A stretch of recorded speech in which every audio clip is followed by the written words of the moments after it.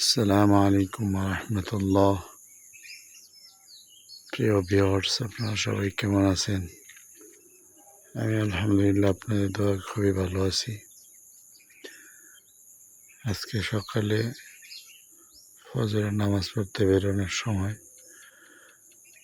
আকাশের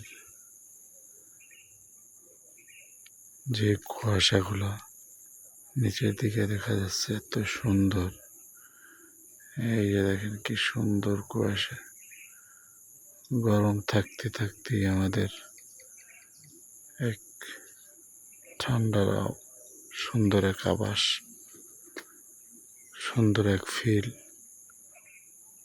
সকালবেলার স্নিগ্ধ হাওয়া খুবই আনন্দের সহিত উপভোগ করতেছি।